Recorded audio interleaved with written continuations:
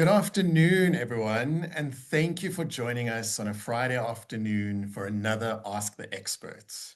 I'm honored to have three panelists with me today to discuss something that's really topical, especially coming off of the FIFA World Cup and all that's been happening in the sports world. This is really something that's on a lot of our minds and hearts right now. So I just want to introduce our three guests quickly. We've got a lot to get through in half an hour, so let's get going.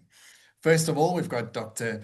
Bonginkosi Mafuze, who is chairperson of the Sport and Exercise Psychiatry Special Interest Group, part of the executive committee, and specialist psychiatrist in the private sector. We've also got Dr. Tamsin Malengret. I won't attempt the awesome French pronunciation of your surname.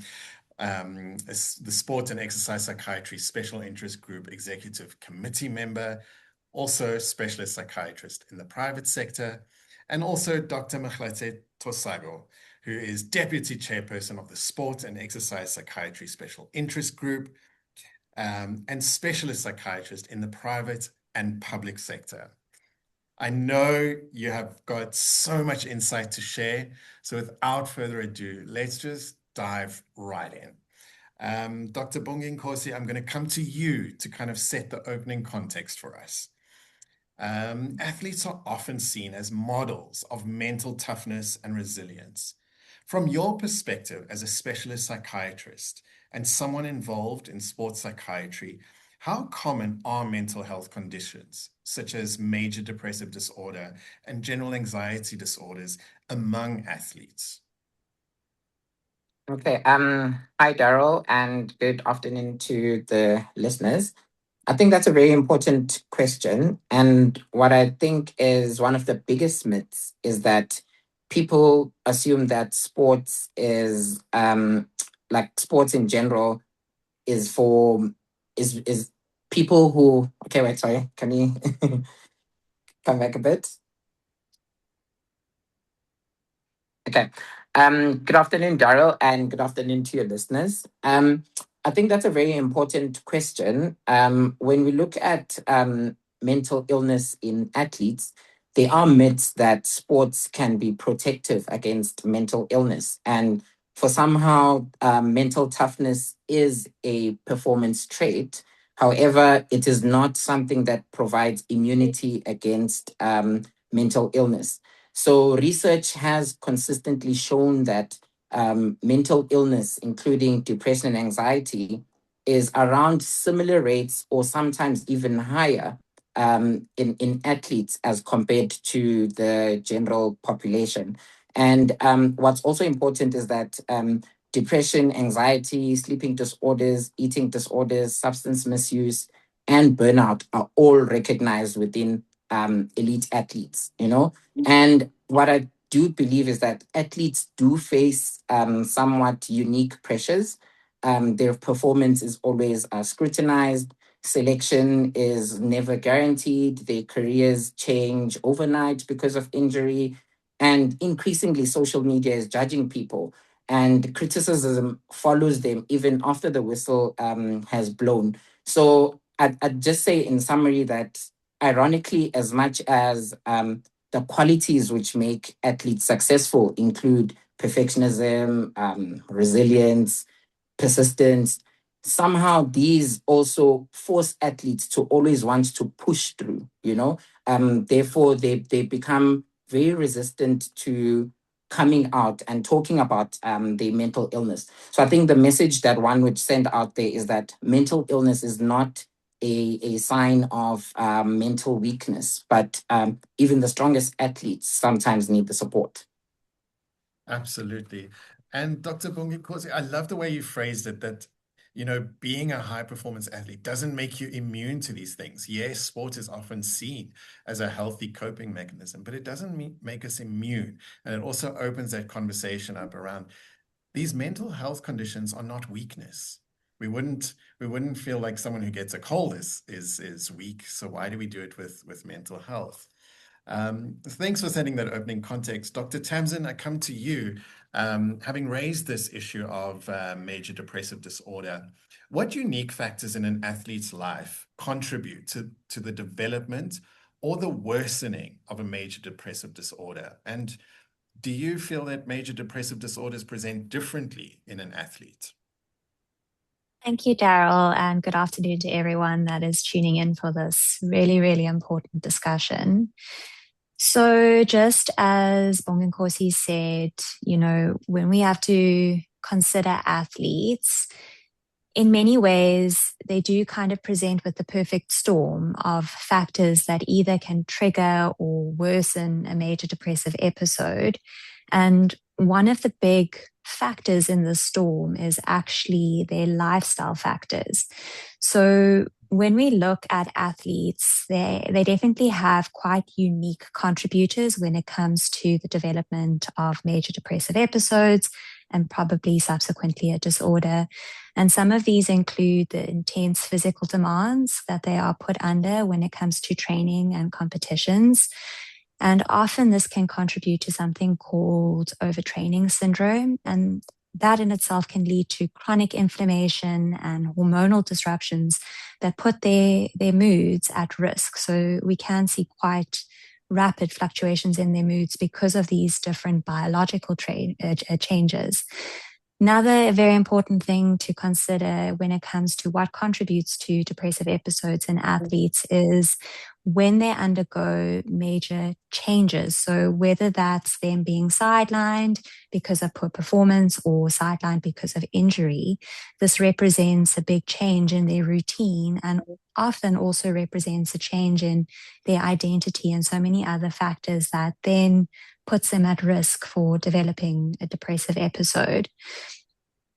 Some things that Bonginkosi also already alluded to is the immense pressure that athletes are put under because they are out in the media, they're being watched by millions of people, maybe not just in their country, but all over the world. And the scrutiny also puts them also at quite a high risk for developing depressive episodes. The subsequent question you asked me was, okay, how do they present? Do they present the same or do they present differently? So yes, because they are often being scrutinized in the public or scrutinized in their teams, a lot of the time they could mask their symptoms, or there might be also overshadowing of some of the things that they report. But some of the symptoms are similar, but some of them are also different. So some of the things maybe to look out more in an athlete would be things like irritability or massive fluctuations in their mood, or also just noting, this tiredness that is continuously lingering and not getting better despite what they do. And very, very big things as well to look for are changes in their sleep, changes in substance use, and also changes in their appetite or performance in the sport. So these are just very specific things maybe to look out in athletes. But again, it doesn't just happen in athletes, it happens in everyone, and athletes are also human. I love how you just shining this light on it in a very different but very relatable way. Like, we often just see the side of these sportsmen and women when under the bright lights and peak performance, but it also puts them on that very fine tipping point. When you are performing at that level, it does so easily tip either way. And Dr. Mchlati, I come to you at this point, and we revert now to the anxiety disorders that we mentioned earlier. And particularly relevant in high stakes sports. Can you describe how performance anxiety, generalized anxiety, or other anxiety disorders typically present in athletes and why they may be under-recognized a lot of the time? Thank you so much for the question, Daryl, and good afternoon to everyone joining in. So, anxiety in itself, it exists on a spectrum, and some degree of pre-competition anxiety is both normal and it's often beneficial because it can enhance focus, reaction time, and performance. However, anxiety does become a disorder when it's excessive, persistent, and it begins to impair functioning, performance, or well-being. In athletes, what we call performance anxiety, but in psychiatry, it's actually social anxiety disorder, the performance type. it may actually present as an overwhelming fear of making mistakes, excessive Mm, self-criticism, difficulty concentrating, always checking and feeling under pressure or choking under pressure, and even avoidance of competitions despite being physically prepared. So, physically, athletes may experience things like palpitations, trembling, nausea, muscle tension, sweating, or shortness, which are all signs of a panic attack or shortness of breath before or during the competition. When we talk about generalized anxiety disorder, it's actually extends beyond the sport, where athletes may worry excessively about multiple areas of their life, which can include things like actually being selected for the competition, injuries, the contracts and the finances, and even academics or family responsibilities or life after retirement from the sport. And this worry is often difficult to control. Um, mm, as we use the words excessive, and it may be accompanied by physical symptoms such as irritability, fatigue, sleep disturbances, and even difficulty concentrating. Of course, we have other anxiety disorders like panic disorder, social anxiety disorder, which may teammates, spectators, or even the meat compulsive disorder, which may involve intrusive thoughts or rituals that interfere with training and competition. All these anxiety disorders are frequently underdiagnosed because many symptoms can be mistaken for dedication or perfectionism or even mental toughness when it comes to athletes. And some athletes are actually often praised for their relentless training, high standards, and mm. pushing through the discomfort, which makes it very difficult to distinguish between healthy commitment from pathological anxiety. And there's also significant stigma, which is something we need to actually address a lot within the elite sports, where admitting that you have psychological distress may be perceived as weakness, as Bongikosi had already said, or even perceived as fear of losing one's place on the team, fear of losing sponsorship opportunities, or even playing time. Consequently, many athletes continue performing while experiencing significant internal distress. So it's just why these anxiety disorders often go underdiagnosed when it comes to athletes. And my favorite part of doing this discussion really is that, so many of us look up to these sportsmen and women and revere them, and we're there on the sidelines, and a lot of our joy and victory is pinned to them and their performance. But we don't always Mhm. see the sacrifices and all the other things they're juggling to make that goal, to win that race, to jump over that high jump, whatever it is that their sport Mhm. is. We don't always see that. And Dr. Bonging Kosi, I turn to you now. Unfortunately, we have seen an escalation in suicide in the athletic world. What are the specific risk factors for suicide among athletes? And how does the culture of sport sometimes mask or exacerbate these risks? Mm. Yeah, that's one to chew on. Very It interesting is. I know it's always like a question. how long? Yeah. Yeah, and I think it's very timely as we approach September, which is Suicide Prevention Awareness Month. Perhaps it also allows for an opportunity for us to note that we shouldn't only talk about suicide during September, but it can be a daily discussion and Yeah. something that we talk about quite often and not shy away from.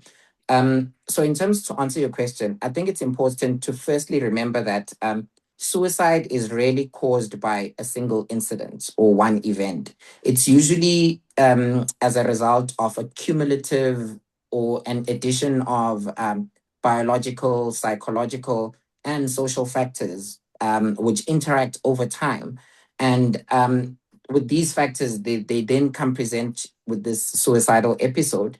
And when looking at athletes or sports specifically, I think we've mentioned some of the risk factors already. So the risk factors for anxiety, the risk factors for depression, they can also be risk factors for suicide in athletes. So the major thing would be, firstly, if an athlete has untreated anxiety and depression, or an untreated mental health condition, it can lead to suicidal behavior. If athletes experience major injuries, or if athletes suffer from chronic pain or any career threatening setbacks, they may have relationship difficulties, which cause them to become suicidal. They may have financial pressures, the substance use, maybe previous trauma. And what is being studied very recently is the impact of concussion and head injuries in sports, which can also increase the risk of suicide. Social isolation, especially athletes who have to move from one area to the next, maybe going to play overseas in a new cultural context, or playing in another province where you don't have that much of social support. And also another big factor that we don't really look at is the cyberbullying, the public criticism and online abuse, which can lead athletes into this suicidal state. So I think when looking at the culture of sports, sports is not the problem itself, but it's the sporting culture which unintentionally increases the vulnerability of athletes to feel suicidal. And I think athletes are usually praised for ignoring pain, for playing through injury, and never giving up.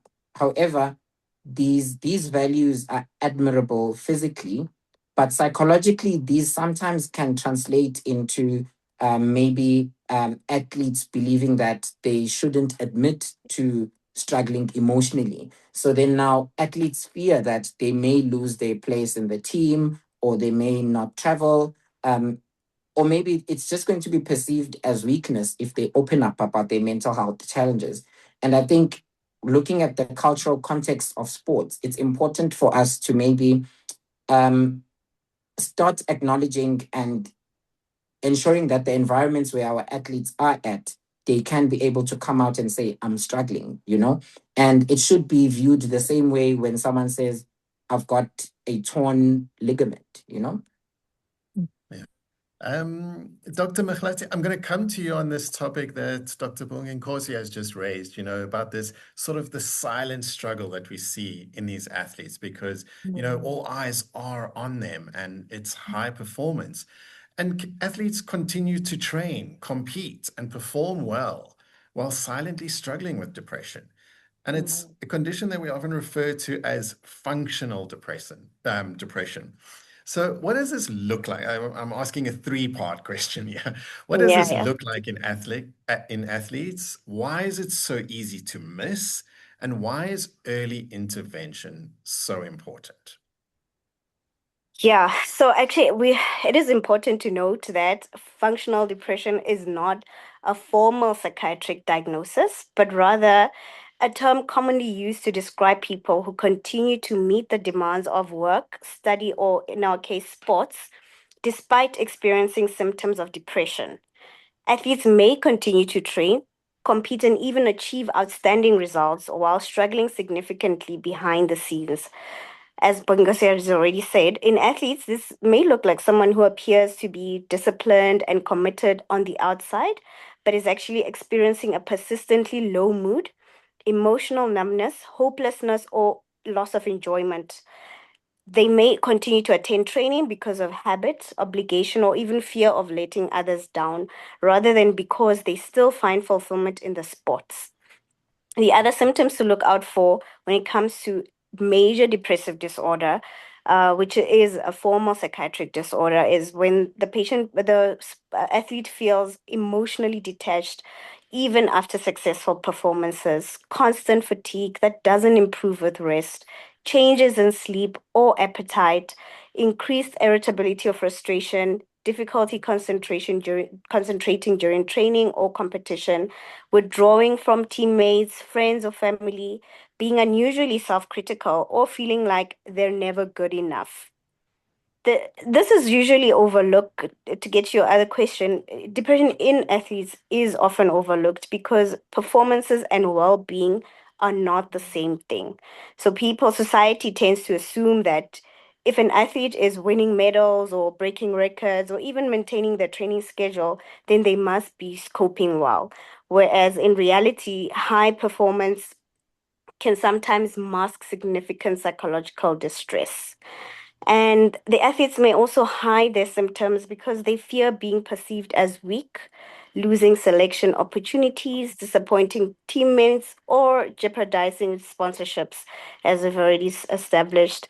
And many have built their identity around resilience and perseverance, making it difficult to admit when they're struggling.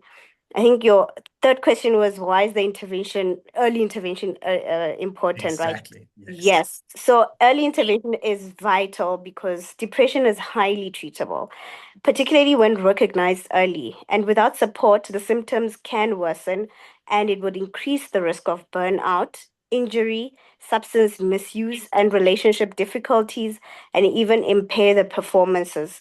And in some cases, the suicidal thoughts or behaviors, as we have already discussed. So, seeking help early not only improves mental health outcomes, but also helps athletes maintain healthier and more sustainable careers. I love that. The reason early intervention is so important is because it's Mhm. treatable. Like that's always the word that Exactly. we're trying to put out there is that Yes. um, seeking help is the bravest thing you can do, and it's not the end of the road. It means this is where it gets better. And Dr. Bonginkosi, I turn to you again here about, this thing we call the "I'm fine" mask. We often hear that phrase, but he seemed so happy. He seemed just fine, especially after a tragedy. Why do you think men in particular become so adept at masking severe depression or suicidal ideation? And what does that high functioning distress look like in daily life? Okay. Um, yeah, I'll try to cut it down. I'm guessing we'll focus on men because it's Men's Mental Health Mental health. Awareness Month. But your question is very important in that whenever the tragedy happens, everyone asks themselves, or families, the athlete entourage, close friends, teammates, they always struggle to understand why now? What happened? This person was completely fine. So, because people with depression continue living and remaining functional so well, as mentioned, they go to work, they go to training, they joke with their teammates, they continue performing sometimes, Um, and that does not necessarily mean they are not suffering. And when we look at men, especially, they tend to have been socialized from childhood to hide emotional pain. Men over time have been taught to be strong, to not cry, to handle it yourself. And as a result, most of them have become experts at masking distress. And in athletes, I think this can even be more pronounced because athletes value their identity, and their identity is built around strength. Their identity is built around resilience and discipline. So sometimes these things can only be visible in very subtle ways, such that the only time you can tell that someone is going through something is maybe when they start becoming withdrawn from things they were previously enjoying doing. They can become increasingly irritable. They may have a change in sleep patterns. And most importantly, they lose the enjoyment of the game or the enjoyment of the sport. There's overtraining that Tamsin spoke about earlier. There's also a change in pattern in terms of increased alcohol or substance misuse. They may feel emotionally numb, and they'll just come and tell you and say things like, "I'm tired." They won't be very specific about what exactly they may be going through. So rather than us and the fact,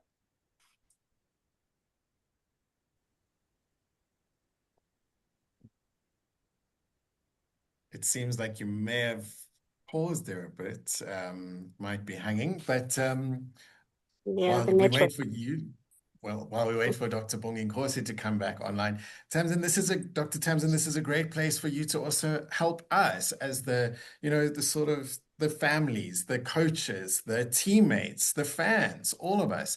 What can we watch out for, especially when it's not being spoken about, when these things are being masked?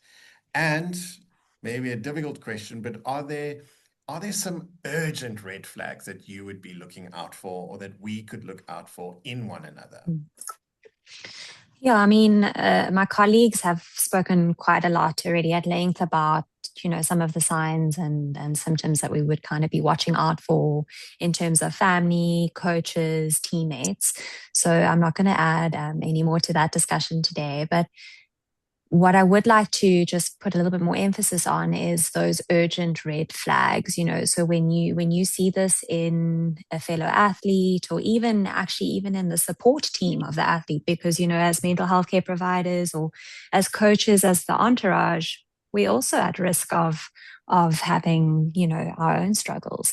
But urgent red flags would be if you're finding that the person is having this persistence around hopelessness and is remaining very much demotivated, and there's been a massive dip in their performance, or if they actually start speaking a lot about death, dying, or becoming preoccupied with other aspects in their life that they haven't previously been preoccupied in, or if there's very, very erratic changes in their behavior.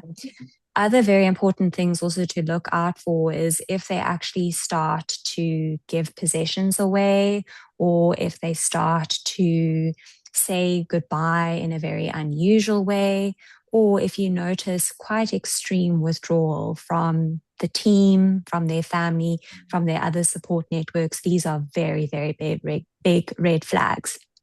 I also just want to take a moment here to emphasize that there is actually a very specific kind of screening tool, because no one's really spoken about it here, and I do think it's important to bring to the floor, that was developed by the International Olympic Committee. And the one tool is called the Sport Mental Health Assessment Tool, or the SMAT-2. And there's another tool which is called the Sport Mental Health Recognition Tool 2, which is the SMART 2. And both of these tools actually can be used by some of the people in the team, like if they have got healthcare providers on their team, and they're really useful screening questionnaires. And actually, they mention very specific red flags to look out for in anyone in the team. So those are very practical tools also that people can use if they maybe are noticing something in someone and want to just do something a little bit more consolidated with very clear guidelines on what to do. There are actually resources available, and we should be spreading the message about them. So I'm also happy to share them with you guys if you want to include them with this talk. Yes, please. We always love those tools, and thank you for shining a light on that, especially in this very sort of specific context and making us aware of that. And we've spoken about the signs now to look out for. So, Dr. Machlati, let's turn to you and talk about how we support these people when we do see these signs, especially the urgent red flags. How best can we do this? What practical steps can we take? What language do we use? What care can we give, just as, the average friend, fan, supporter, family member? Yeah. Yeah, that's actually important, to highlight as well. So the most important message is that athletes are people before their performers. So Exactly. their value should never be determined solely by just their results or the medals that they produce. So support begins with creating an environment where conversations about mental health are normalized rather than avoided. Families, teammates, and the coaches should all be attentive to changes in mood, behavior, motivation, sleep, appetite, and all the other symptoms that Dr. Tamsin has already highlighted as well. And then what they can start doing maybe is to check in regularly with open-ended, non-judgmental questions such as, how have you been coping lately, instead of just focusing only on their performance. Listening without immediately trying to solve the problem or minimize their experiences. avoiding languages that reinforce the stigma, such as telling athletes to toughen up or push through, which suggests that mental illness reflects weakness, and encouraging balance by supporting adequate sleep, nutrition, recovery, social connection, and time away from the sports. But also, very importantly, respecting confidentiality and allowing athletes to decide when and how much they wish to disclose. So I think the coaching and the sporting organizations and even the government bodies also have an important responsibility to foster psychologically safe environments. This should include mental health education, routine screening, such as those tools that Tamsin has spoken about, wherever appropriate, clear referral pathways, and policies that reassure athletes will be supported rather than penalized for seeking help. And ultimately, the goal is not simply to just produce successful athletes, but healthy, resilient individuals who understand that seeking help is a sign of self awareness and strength rather than failure. The bravest thing they can do, actually, like that. Yes, I can't carry this on my own. And you were never supposed to carry it on your own. Some of these things are so exactly. big. So Mm. absolutely reach out. Dr. Bonginkosi, come back to you. Sometimes when we're taking the calls and speaking to people in distress, one of our first go-tos is always finding out what kind of exercise people are getting. Are they part of a team? This is such a great way to kind of like help them through whatever they're struggling. But talk to us about your approach in the management of mental health conditions like depression and anxiety in athletes, and specifically what role do biological treatments, example, medications play, psychological therapies, and social or lifestyle interventions? Yeah, thanks, Daryl. I think this also highlights the need or the space for sports psychiatrists within the athlete sphere, because I think sports psychiatry is all about helping athletes recover while supporting their overall well-being. And I think where appropriate, we can actually facilitate a safe return to the sport. And the most important statement is that treatment is always individualized. I can give you an umbrella approach, but every athlete is different. The risk factors are different. So the way we manage them is going to be different. But I think the first pillar that we should always be looking towards is the psychological therapy. So there are evidence based treatments that can be offered to athletes, such as cognitive behavioral therapy, interpersonal therapy, trauma focused therapy, which are highly effective and evidence based. And what I'd say the second pillar would be how we can optimize the athlete's environment. So you spoke about exercise, you spoke about sleep. So we need to condition the athlete's environment to say, how can we improve the athlete's sleep? How do we manage the training load? How do we optimize the nutrition? How do we strengthen this athlete's social support? How do we then address the stresses outside the sport, which are impacting on the player's performance? And maybe perhaps looking at confidentiality, but also including or working closely with the coaches where appropriate in order to assist the athlete. And then a very interesting one then would be the biologics and medication, which also has an important role in managing moderate to severe illness in these athletes. But as sports psychiatrists, it's very important for us to consider a list of things which I sometimes call pitfalls of prescribing medication to athletes, because we all know medication can have certain side effects. And of note, when it comes to dealing with athletes, there's the issue of sedation. If I take this particular tablet, and when you're dealing with an athlete who perhaps is a sprinter, that reaction time when they are sedated can be of big value to the athlete, which really dictates them from being a podium finisher or maybe finishing in just out of the podium. So sedation is very important to consider when we're prescribing. The effects of the medication on concentration, the weight changes, perhaps that the medication can do, hydration, especially when dealing with athletes involved in endurance sports like running or cycling.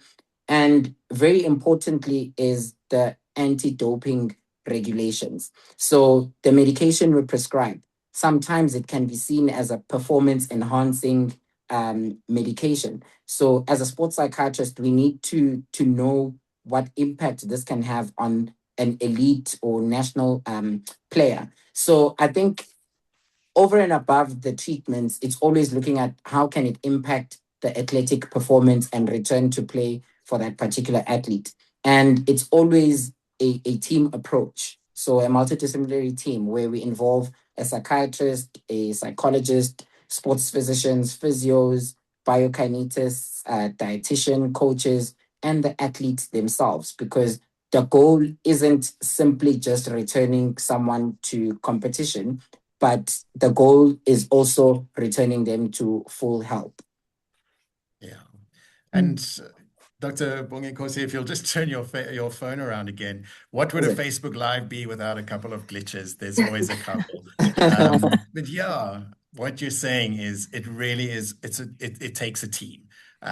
We're not supposed to carry this alone. We've got to ask for the help. So Dr. Tamsin, wrap it up for us and tell us, within the South African context, what resources, services, support systems are available for athletes struggling with mental health issues? So for anyone watching this, sharing it with friends, family that are in sports, what specific initiatives or organizations would you like to highlight for athletes, their support networks, and healthcare providers? Thanks, Daryl. Such an important question to end our very important discussion with. So, yes, I think the biggest thing that is happening lately in the field of sport is just this increased awareness around how important mental health is when it comes to athletes, and that it's important that we support them. So despite this growing awareness, it is still quite limited what we have available, but the field is very promising. You know, we are trying to make advances in terms of the SEPSIG that you mentioned we all are part of, in terms of creating awareness when it comes to support for athletes, and also just creating awareness around some of the challenges that they face. But there are very specific, resources available. So yes, you guys as the South African Depression and Anxiety Group offer amazing resources, particularly when it comes to crisis intervention. So there's a lot of various support groups that you guys offer, which is accessible via your website and your social media platforms.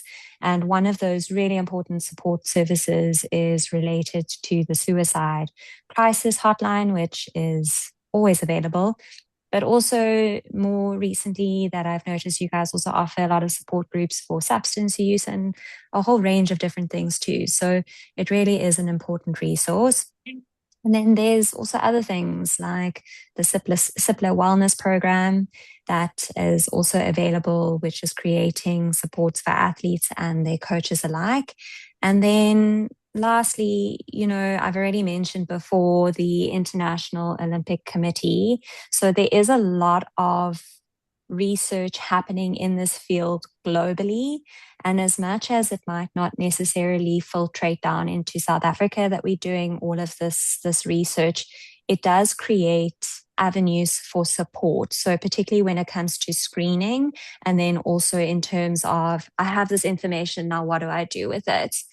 And the one thing that we also really are trying to create with the SEPSIG group is a referral network. So if you reach out to your clinician and they're wanting to maybe get a little bit more direction in terms of where do I send this athlete, who can I reach out to, we are busy, or we have already created like a support kind of service where if you need a referral, there is someone on that list that is prepared to help an athlete, because we do understand some of the more nuanced challenges that athletes face. So there are resources out there. It is accessible.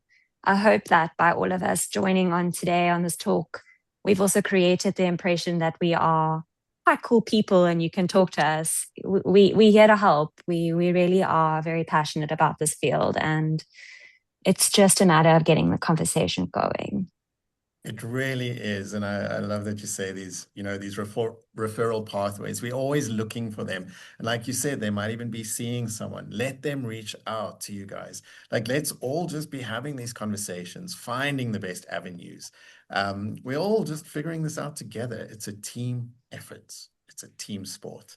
Thank you so much for all the insightful answers. We did get 3 really nice audience questions, and I know we're running out of time, but there is one that I just wanted to throw in because it comes from a personal perspective where this person is saying, I've noticed that I'm losing motivation for the sport I used to love, and I don't know if it's just a bad phase or maybe something more. How can I tell the difference, and when should I ask for help? I can take that one. Thanks, Daryl. Thanks, Dr. Machlatzi. So, I mean, losing motivation, the thing about motivation is that every athlete's experience periods where motivation fluctuates. And after a long season on injury or disappointing performance or even significant life stresses, it's perfectly normal to feel less enthusiastic for a while because motivation naturally rises and falls over the course of a sporting career. But now the key question is whether the loss of motivation is temporary and situation specific, or whether it is persistent and accompanied by other changes in mood, thinking, or daily functioning.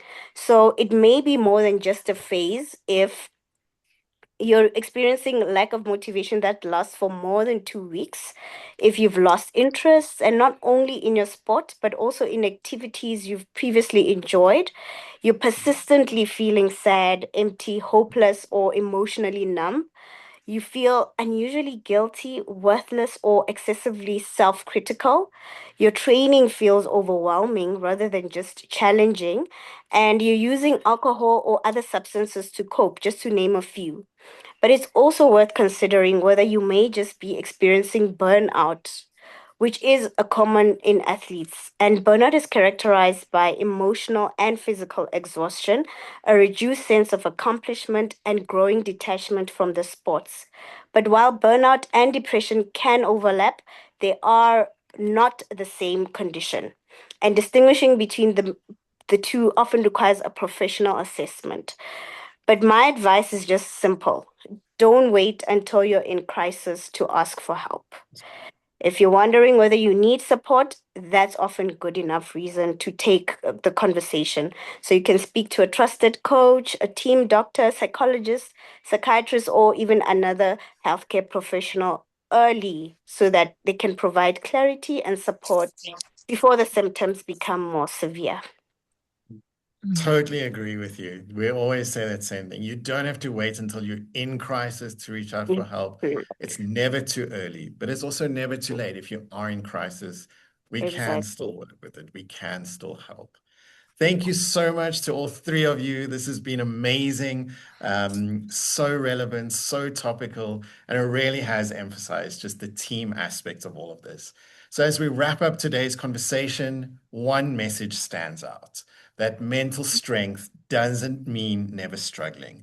None of us are immune to it.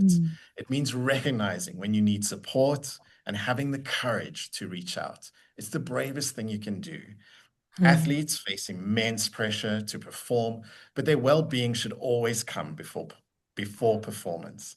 Whether you're a professional athlete, a weekend runner, a coach, teammate, parent, supporter, remember that mental health challenges such as depression, anxiety, and suicidal thoughts are treatable. And no one has to face them alone. Let's do it together.